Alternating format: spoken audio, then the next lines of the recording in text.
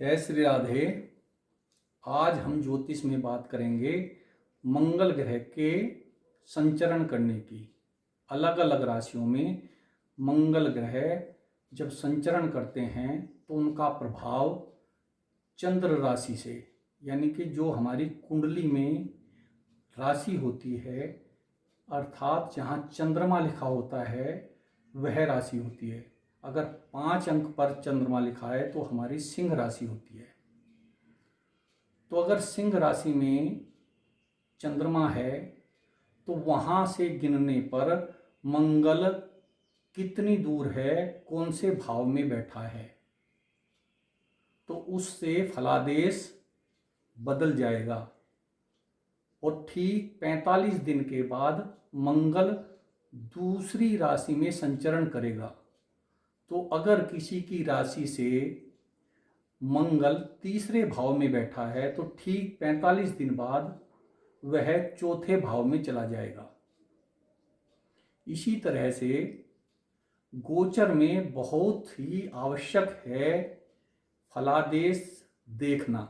अगर हमारी कुंडली में मंगल कोई अशुभ प्रभाव दिखाता है और गोचर में हमारी राशि से मंगल ऐसे भाव में है जहां उन्नति लाभ आदि देगा, तो हमारी कुंडली का वह फलादेश थोड़ा कम हो जाएगा और गोचर का मंगल प्रभाव अच्छा दिखा देगा। इसी तरह कहते हैं कि कोई व्यक्ति जन्म से जो कुंडली लेकर आया है, अगर वह अशुभता है तो पूरे जीवन अशुभ नहीं रहता। बीच बीच में ग्रहों के प्रभाव गोचर में संचरण करने से बदलते रहते हैं और वह शुभ अशुभ होते रहते हैं। आइए जानते हैं मंगल का हर राशि से कौन से भाव में क्या शुभ और अशुभ प्रभाव होता है। जैसे यह लग्न भाव है, यहाँ किसी की ये मेष राशि है। हम मेष राशि से समझाते हैं क्योंकि यह काल पुरुष की कुंडली होती है। यहाँ किसी की 2, 3, 5 ये कोई भी राशि हो सकती है। जिस व्यक्ति की जो भी राशि हो, लेकिन वह जन्म समय से यानी कि जन्म की कुंडली से होनी चाहिए, तभी यह सटीक प्रभाव देगा। अगर यहाँ पर किसी की राशि है तो चंद्रमा यहाँ होगा और चंद्रमा से मंगल अगर तीसरे, छठे और 11वें इन 3 भावों में है तो वहाँ अच्छा परिणाम यानी कि शुभ रहेगा।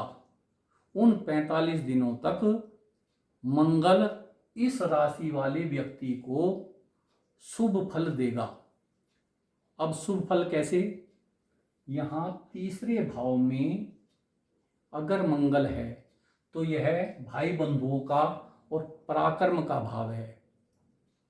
तो भाई बंधुओं का सहयोग और पराक्रम में बढ़ोतरी। यहाँ पराक्रम बढ़ेगा तो धन भी आएगा। धन, सहयोग और पराक्रम ये तीसरे भाव से मिलेगा। और छठे भाव में यह शत्रु, रोग और आय, यह नौकरी का भाव है। तो यहाँ धन प्राप्ति, शत्रुओं का परास्त हो जाना यानी कि शत्रु दूर भागेंगे या परास्त हो जाएंगे, और रोग से व्यक्ति बचा रहेगा। यह छठे भाव से होगा। किसी की राशि से अगर मंगल छठे भाव में है तो उसके ये परिणाम होंगे। और 11वें भाव में यह 11वां भाव धन प्राप्ति का है, तो निश्चित रूप से धन प्राप्ति होगी। और यह बड़े भाई का भाव है तो भाई बंधुओं से सहयोग होगा। उसी तरह से अगर इनके अलावा मंगल बाकी और भावों में है तो वहाँ अशुभता देगा। और क्या अशुभता देगा? जैसा उस भाव का स्थिति और परिणाम होगा वैसी ही अशुभता वह देगा। जैसे अगर दूसरे भाव में यहाँ यह धन का भाव है, कुटुंब का भाव है, तो धन हानि यानी कि जो स्रोत धन के हैं वे कम हो जाएंगे, धन में कमी रहेगी, आवागमन धन का कम हो जाएगा और कुटुंब में मनमुटाव रहेगा। और पहले भाव में अगर मंगल है तो यहाँ चंद्रमा और मंगल धन की स्थिति तो अच्छी करते हैं, क्योंकि मंगल चंद्रमा के साथ युति बनाएगा, तो यहाँ धन का स्थिति ठीक हो जाएगी।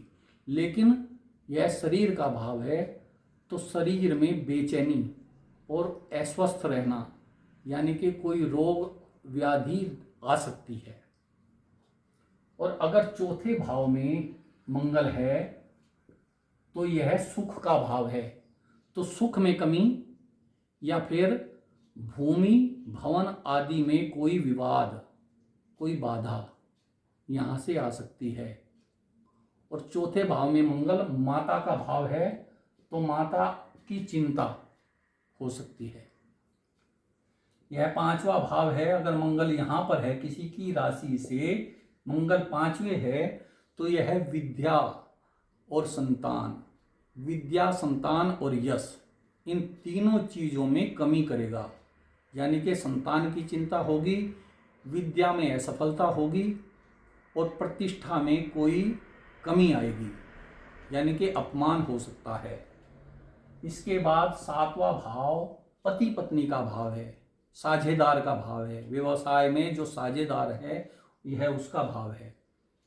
तो पति पत्नी के संबंधों में तकरार होगी, उनमें आपस में कलह क्लेश होगा और साझेदार कुछ हानि पहुंचा सकता है, साझेदार से झगड़ा हो सकता है।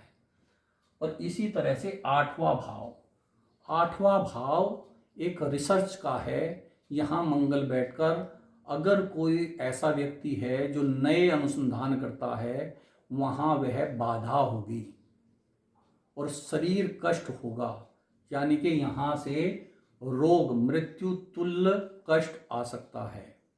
और नौवां भाव भाग्य का है, यानी कि यहाँ भाग्य में बाधा आएगी और मन गलत आचरण में लगेगा, यानी कि पाप प्रभाव में मन लगता है। यहाँ से मंगल उसे धर्म से विमुख कर देगा। उसी तरह 10वें भाव में अगर मंगल आ जाए तो यहाँ कार्य क्षेत्र में व्यवधान आएगा, और ऐसा व्यवधान आएगा कि उसमें निम्नता आ जाएगी। कोई भी कार्य सफल होने से पहले बाधा देगा, यानी कि सफल भी नहीं होगा। यहाँ मंगल ऐसा कार्य कर देगा। और 12वें भाव में अगर मंगल आ जाए तो यहाँ फिजूल खर्ची बढ़ा देगा और धन हानि करेगा। यानी कि अगर किसी का अपनी राशि से मंगल 12वें भाव में है तो वह कहीं पर पैसा इन्वेस्ट करने से पहले थोड़ा बहुत सोचे और सावधानी रखे, क्योंकि यहाँ धन हानि हो सकती है। इस तरह से मंगल अपनी राशि से ये प्रभाव दिखाएगा। यह जब हम अपनी राशि का फलादेश देखते हैं तो मंगल उसमें बहुत ही इम्पोर्टेंट होता है। और अगर हम अपनी कुंडली का फलादेश कराते हैं तो वह अपनी राशि से भी फल कहने में बहुत ही सिद्ध होता है, यानी कि परिणाम बहुत ही सफल होता है। बाकी फलादेश करने के साथ साथ मंगल या अन्य ग्रहों का जो संचरण है जिस राशि में, उसे भी अवश्य देख लें। जय श्री राधे।